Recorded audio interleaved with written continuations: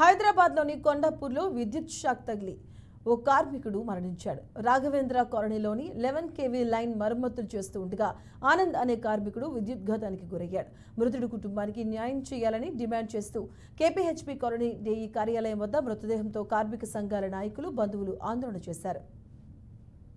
Bill కొట్టేవాడితో అసలు పోలెక్కియటం, మరి ఇట్లాంటి వర్క్ చేపించడం ఏంటి? కరెక్ట్ కుదిరినోడితో పోలెక్కించవచ్చు, ఫీజులు వేయించవచ్చు. బిల్లు కొట్టేవాడు మిషన్ పట్టుకుని బిల్లు కొడతాడు. బిల్లు కొట్టేవాడు ఏ విధంగా కరెంట్ వర్క్ వచ్చి మీరు చెప్పండి.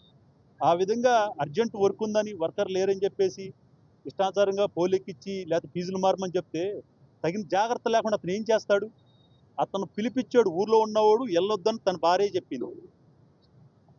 తాళకి ఇష్టం లేదు, నువ్వు రమ్మని పిలిపించుకున్నావు, వర్క్ చేపించుకున్నావు, చేపించుకున్నావు. అక్కడ మనిషి చనిపోయాడు. చనిపోయినప్పుడు తగినంత రెస్పాన్సిబుల్ అవ్వాలా? తీసుకొచ్చి రాత్రి ఉస్మానియా హాస్పిటల్లో 6ంటికి శవాన్ని హాస్పిటల్ వాళ్ళకి అప్పచెప్పేసి వెళ్ళిపోయాడు. పొద్దున్నే మార్నింగ్ వాళ్ళ బంధువులు, వాళ్ళ తమ్ముళ్ళు వాళ్ళందరూ వచ్చారు. రాత్రి నేను వెళ్ళా, అయితే లోపల జాయిన్ చేశారు, వచ్చారు. ఆ తెల్లవారులు ఉండి వచ్చా.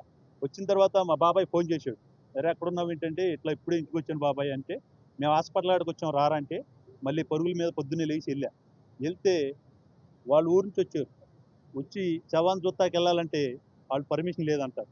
కనీసం వచ్చి ఒక్కళ్ళన్నా అక్కడ ఎవరైనా సరే ఒక్కళ్ళు వచ్చి కనీసం మీరు టిఫిన్ చేశారా, టీ తాగారా, కనీసం వాళ్ళని పలకరీయటం కానీ, కనీసం ఆ శవాన్ని చూపించటం కానీ ఏం చేశారు? అంటే మనిషి బతుకున్నంతకాలం, వాడు ఓపుకున్నంతకాలం పని చేయించుకుంటారు కానీ మీరు దేనికి ఉపయోగపడరా?